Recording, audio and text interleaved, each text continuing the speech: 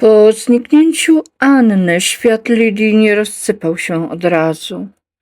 Najpierw stał się nienaturalnie uporządkowany, jakby ktoś wygładził krawędzie rzeczywistości, zostawiając tylko to, co konieczne: kroki, oddech, światło dnia. Pytanie przyszło później, niegłośne, niepaniczne, jedno uparte. Dlaczego pamiętam o tym zdjęciu właśnie teraz? Lidia długo nie chciała tam iść. Skrytka była miejscem, do którego się nie wracało. Nie dlatego, że kryło coś strasznego. Raczej dlatego, że za każdym razem, gdy myślała o tym miejscu, czuła niepokój bez powodu. Jakby część niej samej została tam kiedyś. Ale Anna zniknęła, a razem z nią zniknęła iluzja, że wszystko da się wyjaśnić później. Drzwi ustąpiły z tym samym cichym oporem co zawsze. Zapach kurzu, starego papieru i czegoś metalicznego uderzył ją natychmiast. Światło było słabe, ale wystarczające. Zdjęcie nadal tam było. To samo, które znalazła wcześniej. Dwie postacie, dwa spojrzenia. Podobieństwo, którego wtedy nie potrafiła nazwać, a teraz nie mogła już zignorować. Identyczne. Takie same jak to zdjęcie, które Anna nosiła przy sobie. Lidia wstrzymała oddech. Jeśli jedno się tu znalazło, to reszta też musiała. Zaczęła przeszukiwać skrytkę dokładniej. Nie chaotycznie, metodycznie, jakby ktoś kiedyś nauczył ją, jak to się robi, choć nie pamiętała kiedy.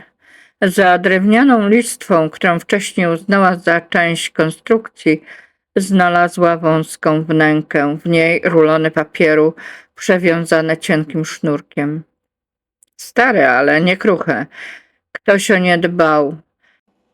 Czytała powoli o dziecku, które miało umrzeć, o dziecku, które umarło zamiast niego, o znakach nie magicznych, lecz cielesnych, o połowie, która nigdy nie powinna spotkać drugiej połowy. Kartki drżały w jej dłoniach. Kolejne notatki były inne, jakby pisane w pośpiechu. Marginesy pełne dopisków, strzałek, pytań bez odpowiedzi i drzewo. Proste, szkicowe drzewo genealogiczne. Wszystkie linie prowadziły do jednego imienia. Anna. Lidia usiadła ciężko na ziemi. Nie dlatego, że brakło jej sił. Dlatego, że nagle wszystko zaczęło mieć sens. Nie przygotowywano Anny. Ją chciano chronić do czasu. To ją, Lidię, przygotowywano. Do roli, o której nie miała wiedzieć. Do zastępstwa, do ciszy, do posłuszeństwa. I wtedy zrozumiała, dlaczego Anna musiała zniknąć właśnie teraz. I dlaczego Robert zniknął chwilę wcześniej. To nie był chaos. To było domykanie planu. Lidia zamknęła dokumenty starannie, tak jak kiedyś się tego nauczono. Nie płakała. Strach był obecny, ale pod nim było coś silniejszego. Decyzja. Jeśli oni zabrali Annę, jeśli zabrali Roberta, to znaczy, że Robert jest jeszcze potrzebny. A skoro jest potrzebny, to da się go odzyskać. Wstała i po raz pierwszy od bardzo dawna wiedziała dokładnie, dokąd idzie. Szła do domu, który znała. Lidia znała ten dom, choć nigdy nie umiała powiedzieć skąd. Nie pamiętała pierwszego razu, kiedy tu była. W jej wspomnieniach pojawiał się zawsze tak samo. Jakby istniał od zawsze, jakby był częścią krajobrazu dzieciństwa, której się nie kwestionuje. Przyjeżdżała tu jako dziecko, potem jako nastolatka, zawsze na krótko. Mówiono jej, że to dla odpoczynku, dla nauki, dla bezpieczeństwa. Nigdy nie zadawała pytań, bo nikt nie mówił jej, że coś jest niezwykłe. W tym domu uczono ją rzeczy prostych. Jak siedzieć prosto, jak słuchać, nie odpowiadając od razu, jak zapamiętywać twarze i nie zdradzać emocji, jak mówić tak, żeby brzmiało jak rozumiem. Nie uczono jej władzy, nie uczono jej rządzenia, uczono ją bycia gotową. Była obserwowana, ale nie kontrolowana. Prowadzono ją, ale nigdy nie popychano. Każda decyzja wyglądała na jej własną. Dopiero teraz Lidia zrozumiała, że ten dom nie był miejscem przygotowania do przyszłości. Był miejscem oczekiwania. Przygotowywano ją nie do tego, kim miała się stać, lecz do tego, kogo miała zastąpić.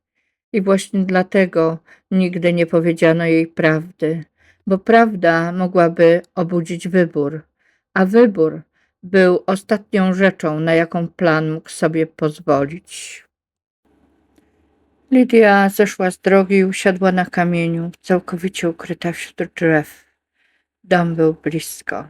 Widziała go przez gałęzie. I wiedziała, że to już koniec. Wyjęła zdjęcie Anny, to, które niedawno znalazła w skrytce. Patrzyła na nie długo, bez słów. Wiedziała już, kim jest księżniczka Anna. I wiedziała też, kim ona sama nie chce być. Jeśli miała być uzurpatorem, jeśli miała być sobowtórem, narzędziem, czymś, czym inni mogą się posługiwać, to niech to będzie prawda, którą sama wybierze. Podjęła decyzję. Nigdy więcej nie wróci do tego domu, w którym się wychowywała. Ale zanim odejdzie, musi uratować Roberta.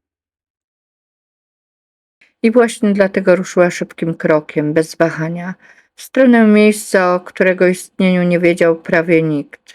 Ona wiedziała. Nie dlatego, że ktoś jej powiedział. Nie dlatego, że kiedykolwiek tamtędy szła.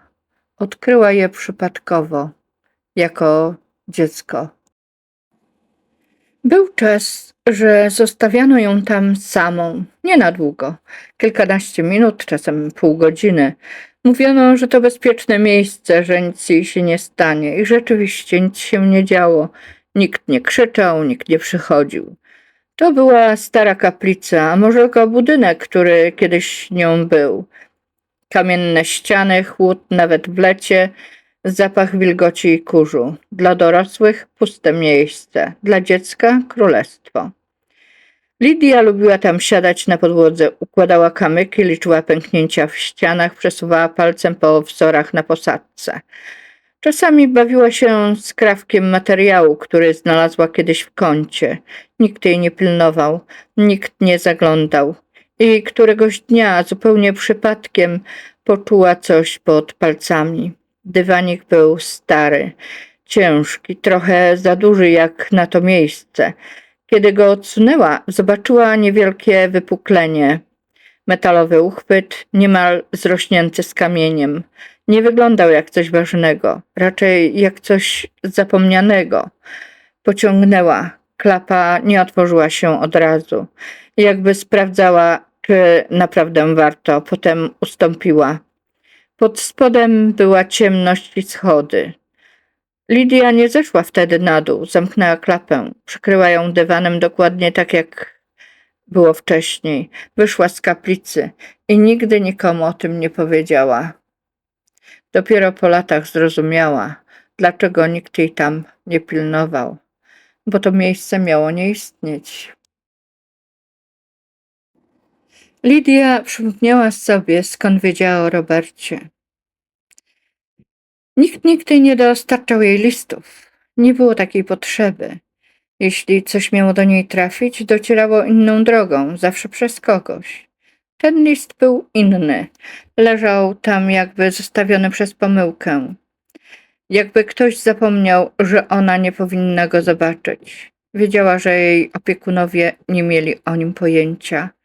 Gdyby wiedzieli, zniknąłby natychmiast. Odwróciła kopertę. Nie było nazwiska. Tylko jedno słowo. Strażnik. Otworzyła list.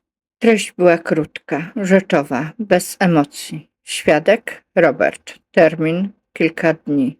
Działanie usunięcie. Serce Lidii przyspieszyło. Nie dlatego, że rozumiała wszystko, ale dlatego, że rozumiała wystarczająco. Jeśli Robert był świadkiem, to znaczy, że wiedział coś, czego nie powinien był wiedzieć i że czasu jest coraz mniej. Z tymi myślami Lidia schodziła pod ziemię, żeby uratować Roberta.